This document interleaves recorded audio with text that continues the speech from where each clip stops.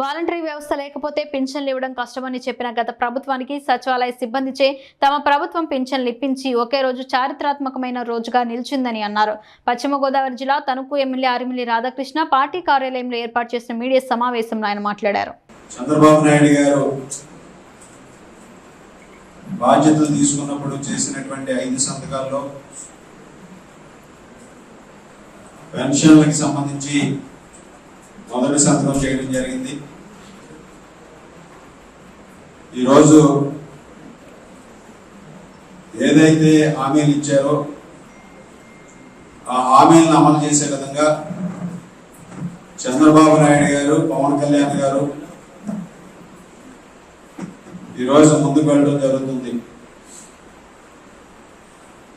నిన్న జరిగినటువంటి పెన్షన్ల పంపిణీ కార్యక్రమం పెద్ద ఎత్తున ఒక పండగ వాతావరణంలో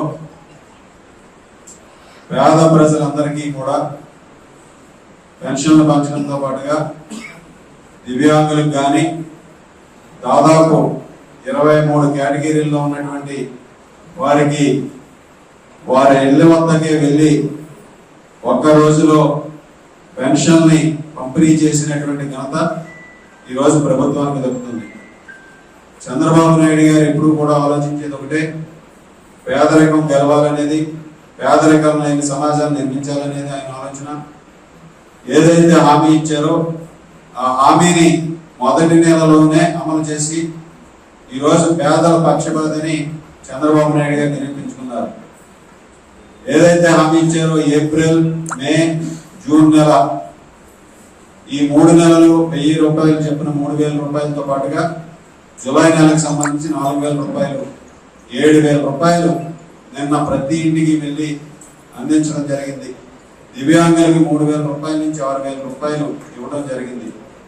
కొన్ని కేటగిరీల్లో ఉన్నటువంటి దివ్యాంగులకి 15000 రూపాయలు ఇవ్వడం జరిగింది. ఈ విధంగా ఇంత పెద్ద ఎత్తున రాష్ట్ర వ్యాప్తంగా దాదాపు 65 లక్షల మందికి 4500 కోట్ల రూపాయలు నిన్న పెన్షన్ ద్వారా పంపిణీ చేసి దేశంలోనే చరిత్ర సృష్టించినటువంటి ప్రభుత్వం ఈ కూటమి ప్రభుత్వాన్ని సందర్భంగా తెలియజేసుకుంటున్నాను. ఈరోజు గతంలో అదేవిధంగా తణుకు నియోజకవర్గంలో దాదాపు 36,000 పెన్షన్ని అందించడం జరిగింది. దానిలో 97% మందికి నిన్న ఒక్కరోజే పెన్షన్ల పంపిణీని పూర్తి చేయడం జరిగింది. ఈ పంపిణీలో భాగస్వాములైనటువంటి సచివాలయ ఉద్యోగస్తులు కానీ, వివిధ డిపార్ట్మెంట్లకు చెందినటువంటి అధికారులు కానీ, అలాగే తెలుగుదేశం, జనసేన, బీజేపీ నాయకులు, కార్యకర్తలు కానీ సమన్వయం చేసుకుని నియోజకవర్గంలో ఒక్క రోజులో ఇంత పెద్ద ఎత్తున దాదాపు 25 కోట్ల రూపాయలు పెన్షన్ని పంపిణీ చేసి ఈరోజు అందరికీ కూడా ఒక పండగ వాతావరణాన్ని సృష్టించడం జరిగింది. ముఖ్యంగా ఈ పంపిణీని సమన్వయంతో విజయవంతం చేసినటువంటి ఎండిఓలకు, ఇతర డిపార్ట్మెంట్ల హెడ్స్కి అందరికీ కూడా ప్రత్యేకంగా కృతజ్ఞతలు తెలియజేసుకుంటున్నాను. అదేవిధంగా తెలుగుదేశం, జనసేన, బీజేపీ నాయకులు, కార్యకర్తలందరూ కూడా మంచి సమన్వయంతో అన్ని గ్రామాల్లోనూ కూడా ప్రతి ఇంటికి వెళ్ళి అందరూ నాయకులు కలిసి వెళ్ళి ఈ పెన్షన్ల పంపిణీ కార్యక్రమాన్ని విజయవంతం చేయడం చాలా సంతోషమని సందర్భంగా తెలియజేసుకుంటున్నాను. ఈరోజు చంద్రబాబు నాయుడు గారు ఇచ్చినటువంటి హామీలన్నింటినీ కూడా అమలు చేస్తారు.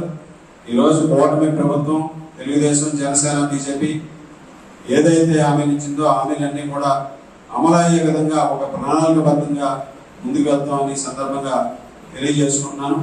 అలాగే నిన్న ఈరోజు రాష్ట్ర వ్యాప్తంగా కూడా ఒక పెద్ద పండగ వాతావరణం నిన్న రాష్ట్ర వ్యాప్తంగా కనిపించింది. అనేక చోట్ల ప్రజలు స్వచ్ఛందంగా వచ్చి పాలాభిషేకాలు చేశారు. అలాగే వారందరూ కూడా చాలా ఆనందం వ్యక్తం చేశారు, ఆశ్చర్యం వ్యక్తం చేశారు. ఈరోజు ప్రజలందరూ కూడా చాలా సంతోషాన్ని వ్యక్తం చేస్తూ చంద్రబాబు నాయుడు గారు ఇచ్చినటువంటి హామీని నెలలోపు అమలు చేసి ఈరోజు పెద్ద ఎత్తున పెన్షన్ని పంపిణీ చేయడం పట్ల ప్రజలందరూ కూడా హర్షం వ్యక్తం చేయడం జరిగింది. ఈరోజు వైఎస్ఆర్ కాంగ్రెస్ పార్టీ గతంలో ఎన్నికల్లో వారు చేసినటువంటి వికృత చేష్టల వల్ల దాదాపు 23 మంది వృద్ధులు ఆ రోజు ప్రాణాలు విడవడం జరిగింది. ఎన్నికల కోరున్న సమయంలో ఆ రోజు సచివాలయ ఉద్యోగస్తులతో పంపిణీ చేయమని చెప్తే దాన్ని విస్మరించి సచివాలయాలకి రమ్మని చెప్పి తీవ్రమైనటువంటి ఎండల్లో అనేక మంది ప్రాణాలు కోల్పోవడానికి కారణమైంది వైఎస్ఆర్ కాంగ్రెస్ పార్టీ. ఆ రోజు వికృతంగా వ్యవహరించి పేద ప్రజల ప్రాణాలని బలంగా పెట్టినటువంటి పరిస్థితి మనందరం కూడా చూడొచ్చు. వాలంటీర్లు లేకుండా నిన్న ఈరోజు సచివాలయ ఉద్యోగస్తులు ఇతర ఉద్యోగస్తులు అందరూ కూడా కలిసి ఒకే రోజు పెన్షన్లు పంపిణీ చేసి ఈరోజు కూటమి ప్రభుత్వం, ఆ రోజు వైఎస్ఆర్ కాంగ్రెస్ పార్టీ మేము పంపిణీ చేయలేమన్న దాన్ని ఈరోజు సుసాధ్యం చేసినటువంటి ప్రభుత్వం కూటమి ప్రభుత్వం.